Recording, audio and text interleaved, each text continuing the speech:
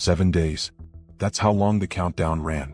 See, when TechCore Solutions fired their senior systems administrator, they thought they were cutting costs, trimming the fat, moving on.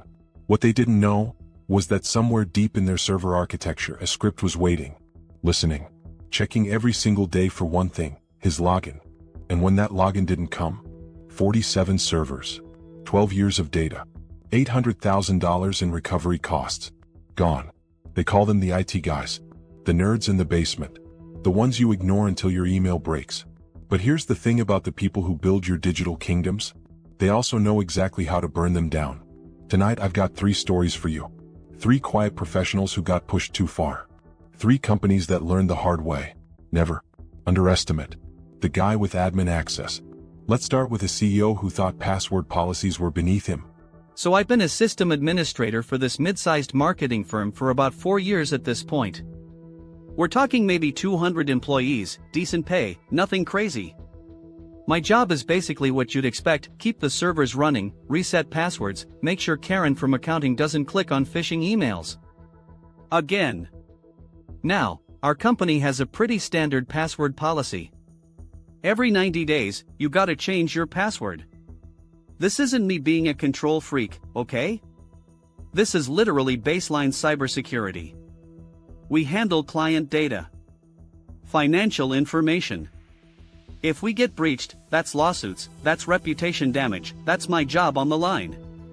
The system sends you 3 warnings. First one comes 2 weeks before expiration. Then 1 week. Then 3 days. After that, your account locks automatically. No exceptions. And I mean no exceptions. Enter Richard, our CEO. Now, Richard is one of those guys who came up through sales. Charming as hell, great with clients, absolutely useless with technology. And I mean that literally. I once watched this man try to screen share on Zoom for 15 minutes before someone told him he had to actually click the button. But whatever. That's fine. That's why I have a job. The problem with Richard is that he thinks rules are for other people. I check the system one Monday morning, and I see that Richard's password is about to expire. Standard procedure, the system's already sent him 2 warnings.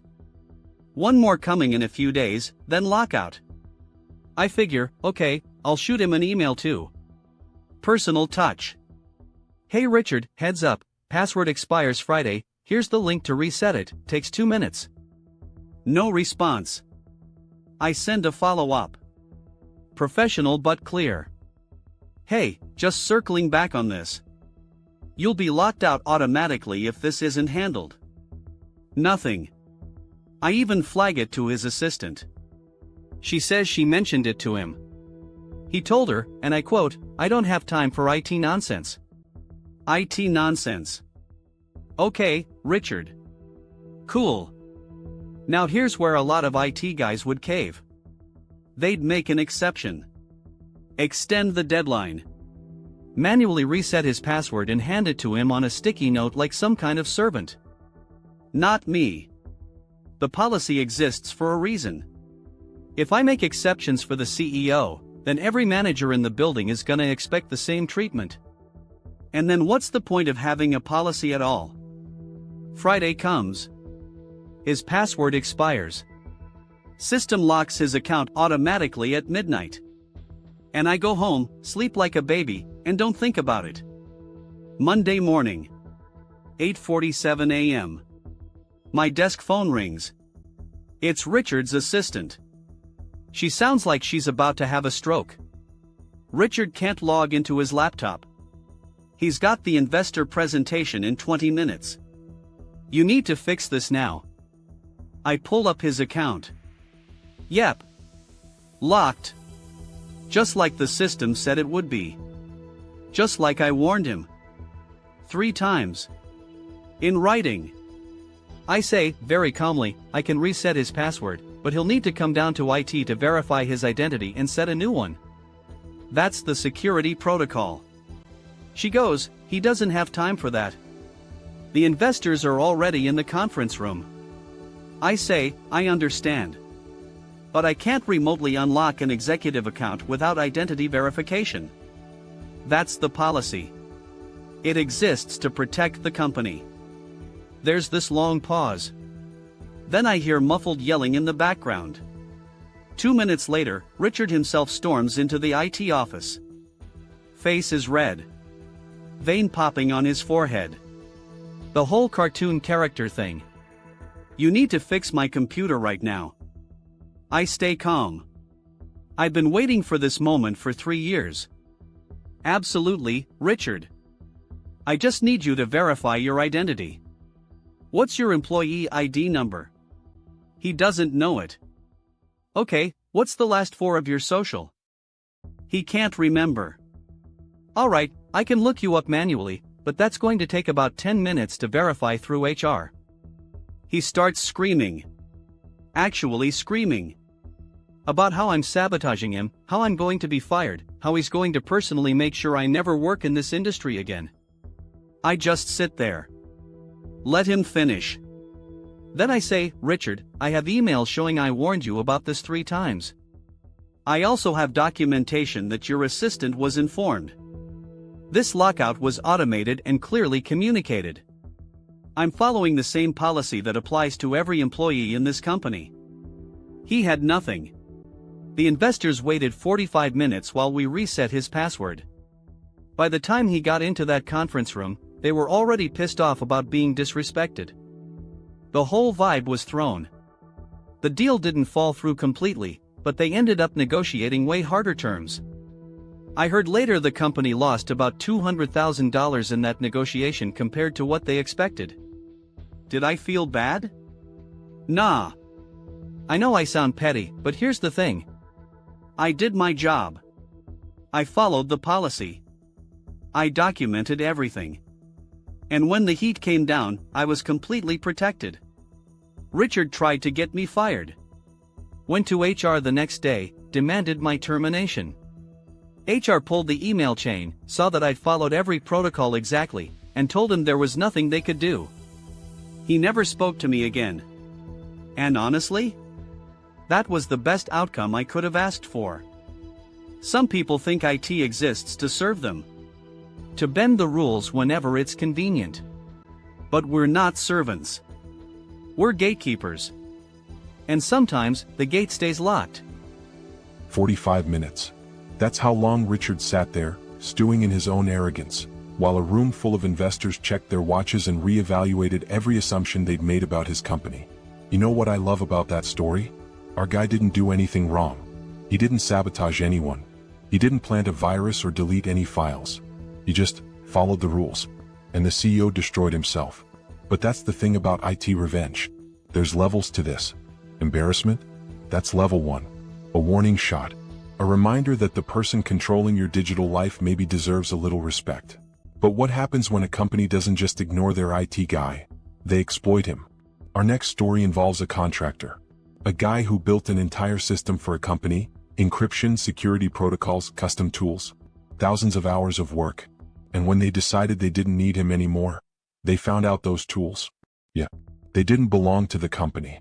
Alright, so a little background on me first. I'm an IT contractor. Have been for about 12 years now. I specialize in security infrastructure, encryption systems, access controls, network hardening. The stuff that keeps hackers out and keeps companies compliant with regulations. I get brought in when companies need serious work done, but don't want to pay a full-time salary plus benefits. Which, honestly, I'm fine with. The contractor life has its perks. I set my own rates, choose my own clients, and I don't have to sit through mandatory HR training about not microwaving fish in the break room. The downside: companies sometimes treat contractors like disposable tools. Use us up, toss us out. Which brings me to Dataflow Systems. They were a logistics company. About 300 employees.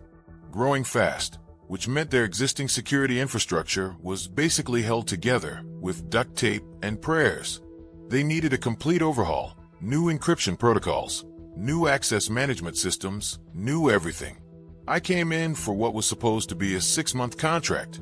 Ended up staying 18 months because the scope kept expanding. Every time I fixed one problem, they'd find 3 more things they needed me to build. And here's the thing about contractor work. I bring my own tools, my own scripts, my own proprietary systems that I've developed over years of doing this job. That's part of what you're paying for when you hire me. You're not just getting my time. You're getting access to my intellectual property. Now, my contract was very clear about this. Section 7, paragraph 3. Any tools, scripts, or systems I develop independently are my property. The company licenses their use during my contract period. When the contract ends, so does the license. Most companies don't even notice this clause because most contractors leave on good terms and either renew or transition their systems to company-owned alternatives. Normal, professional offboarding.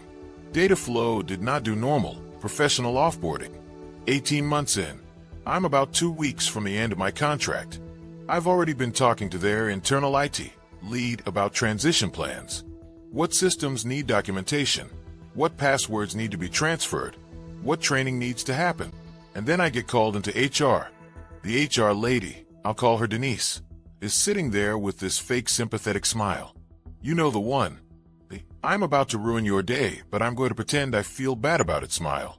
She tells me, very carefully, that the company has decided not to renew my contract. We're moving in a different direction. Budget constraints. Restructuring. The usual corporate speak. Fine. Whatever. Contracts end. That's the game. But then she slides this paper across the table.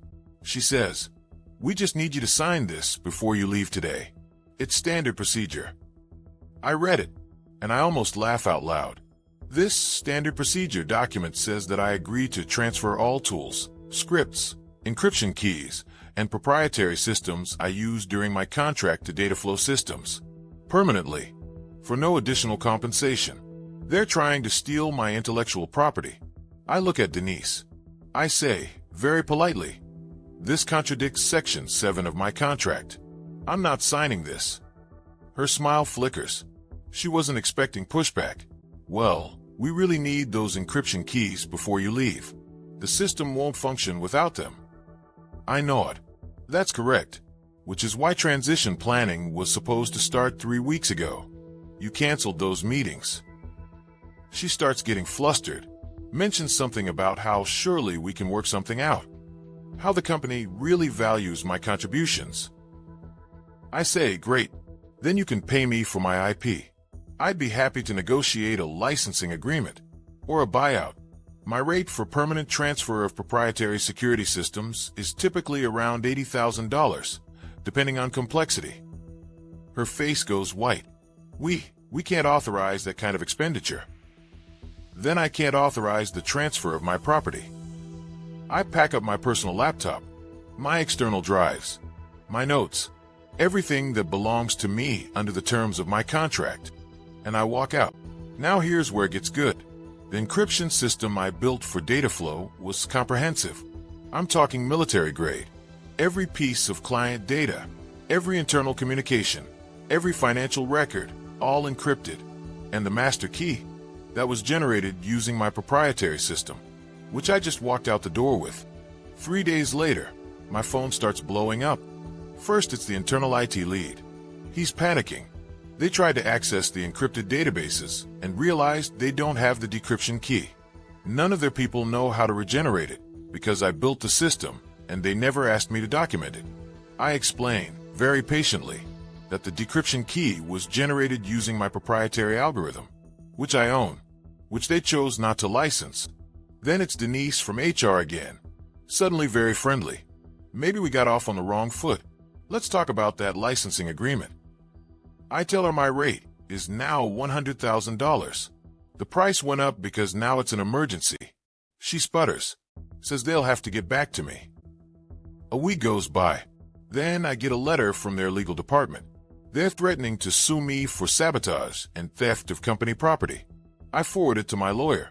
He sends back a response that basically says, "Here's the contract your client signed. Here's the clause about IP ownership. Here's documentation of the 3 transition meetings your client canceled. Your client has no case. Also, here's our invoice for legal fees. Pay up." They didn't sue. Instead, a month later, I got a very polite email from Dataflow's new CEO. Yeah, there were some leadership changes after this whole thing, asking if we could restart negotiations.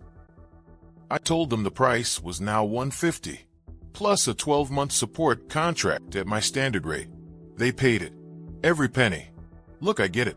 Some people might say I was being difficult, that I should have just handed over the keys and walked away. But here's the reality. They tried to exploit me. They thought because I was just a contractor, they could squeeze me out without paying for the work I'd done. They thought the power imbalance meant I had to take whatever scraps they offered. They forgot that I was the one who understood the systems. I was the one with the keys. Literally, when you build someone's entire security infrastructure, you're not an employee. You're a partner. And when they treat you like a disposable tool, well, they find out why you don't mess with the guy who controls the locks. $150,000. That's the cost of disrespecting a contractor, of assuming that hired help means owned, of thinking you could just take what someone else built and call it yours. You know what gets me about that story? They had a contract, in writing, clear as day, and they still thought they could bully their way past it. Arrogance. It's always arrogance. But here's the thing. That contractor? He was protecting himself, building leverage, playing defense. Our next guy, he wasn't playing defense. He was building a bomb. I need you to understand something about this final story. This isn't about embarrassment. It's not even about money. This is about total annihilation. Our protagonist is a senior systems administrator at a tech company. Quiet guy. Been there 6 years. Built half their infrastructure from the ground up. And somewhere in that infrastructure, buried in a routine maintenance script that nobody else even knew existed, he built a failsafe, a dead man's switch, set to trigger if he ever stopped logging in for 7 consecutive days. And when management decided to fire him without warning, the countdown started. This is the story of how one quiet IT guy brought an entire company to its knees. And the worst part? They did it to themselves. I need to be careful about how I tell this story. Some details have been changed for obvious reasons. Let's just say I worked for a company we'll call TechCore Solutions, and what happened there? Well, it made the news. Just not in a way that anyone connected to me. I was senior systems administrator for 6 years. Started as a junior tech, worked my way up. By the end, I was responsible for the core infrastructure, the servers, the backup systems, the network architecture. If it was digital and it mattered, it probably had my fingerprints on it somewhere. And I was good at my job. Really good. The kind of good where they'd call me at 3 a.m. when something broke because nobody else could fix it. But here's the thing about being indispensable. Companies start to resent it. They don't like depending on one person. It makes them feel vulnerable. And when they feel vulnerable, they start looking for ways to reduce that vulnerability. In my case, that meant hiring cheaper people and trying to transition my responsibilities. Which is corporate speak for, we want to fire you but we need to squeeze every last bit of knowledge out of you first. I saw the writing on the wall about 2 years before it happened. The new hires who shadowed me. The documentation initiatives that were really just attempts to get everything I knew onto paper. The performance reviews that started finding problems where there weren't any. I knew I was being set up. So I started preparing. Now, I want to be clear about something. I didn't build the dead man switch because I wanted to destroy the company. I built it as insurance. A guarantee that if they tried to screw me over, there would be consequences. In my head, it would never actually trigger. They'd either keep me long enough for a proper transition, or they'd fire me and I'd log in remotely during my notice period to keep things running. Either way, the switch would stay dormant. What I didn't anticipate was how stupid they would be. The day I got fired, there was no warning. No 2 weeks notice. No transition period. Security escorted me to my desk, watched me pack a box of personal items, and walked me out of the building. My access was revoked before I even reached my car. I remember sitting in the parking lot, just staring at my phone. They'd sent me a form letter email. Your position has been eliminated due to restructuring. 6 years, and I got a form letter. And in that moment, I realized something. The switch was armed. Now, I could have done something. I could have called them. Warned them. Hey, there's a script that's going to cause problems if I don't log in within a week. You might want to find it. But I was angry. And hurt. And honestly, I wanted to see what would happen. So I went home. And I waited. The script I'd written was elegant. I'm actually kind of proud of it, in a dark way. It was buried in a routine maintenance subroutine that ran every night at 2 a.m. Totally innocuous looking. Just checked some system logs, cleared some temp files. But nested inside that script was a condition. If my user login hadn't registered in the system for 7 consecutive days, it would interpret that as authorization to execute a cleanup protocol. The cleanup protocol was thorough. Day 4. I got a call from my old coworker, Marcus. He was panicking. Said the systems were acting weird. Backup jobs failing. Random processes crashing. He asked if I knew anything. I said no. Told him I'd been locked out and couldn't help even if I wanted to. Which was true. I couldn't log in to stop it now even if I tried. Day 5. Day 6. I started getting messages from other former coworkers. The situation was deteriorating. Nobody could figure out what was happening. The junior admins were in over their heads. Management was panicking. And still, nobody called to offer me a consulting contract. Nobody asked if maybe, just maybe, the guy who built all their systems might have some insight into why those systems were falling apart. Pride. It's always pride. The morning of day 7, I woke up early. Made coffee. Sat on my porch and watched the sunrise. And at 2 a.m. that night, which was technically day 8, the script ran for the last time. The cleanup protocol initiated a cascading data wipe across 47 connected servers. It started with the backup archives and worked its way forward. Then it hit the production systems. Client databases. Gone. Financial records. Gone. Project files. Gone. Email archives. Gone. 12 years of company data, erased in about 4 hours. The script then deleted itself. Wrote zeros over its own code. Vanished like it never existed. When TechCore's remaining IT staff finally got into the server room that morning, they found nothing. Just empty drives and a system that looked like it had been factory reset. Now, I know what you're thinking. Wasn't this illegal? Couldn't they trace it back to me? Here's the thing. The script was written to look like a catastrophic system failure. A bug in a maintenance routine that spiraled out of control. Without access to the original code, which was deleted, there was no way to prove it was intentional. And even if they suspected me, what were they going to do? Sue me for, what exactly? Writing a script while I was employed that they never asked me about and never reviewed? The forensic investigation took 3 months. Cost the company about $200,000. And the conclusion was likely caused by a corrupted maintenance script with a recommendation to implement better code review processes. No criminal charges. No civil suit. Just a very, very expensive lesson. TechCore didn't survive. Not really. They lost too much client data. The lawsuits from angry customers drained what was left. Within 18 months, they'd sold off their assets and closed their doors. And me? I moved to a different city. Started contracting. Built a nice little business for myself. Never worked as a full-time employee again. I know some people are going to say what I did was wrong. That I went too far. That innocent people lost their jobs because of what I built. And yeah, that's fair. I think about that sometimes. The receptionist who didn't do anything wrong. The junior developers who were just trying to learn. They didn't deserve what happened. But here's the question I ask myself, who's really responsible? I built a failsafe. A dead man switch designed to trigger only if someone made a very specific, very stupid decision. I gave them 7 days. 7 days to call me. To offer a consulting contract. To say, hey, maybe we should bring him back for the transition. They chose not to. They chose to escort me out like a criminal after 6 years of loyal service. They chose to ignore warning signs that something was wrong with their systems. They chose to let pride prevent them from reaching out. Every step of the way, they had chances to stop it. And every step of the way, they chose to keep walking toward the cliff. I just built the cliff. There's this idea in IT security called the insider threat. It's the recognition that the most dangerous people aren't hackers in basements. They're employees with access. People who know where the bodies are buried because they're the ones who buried them.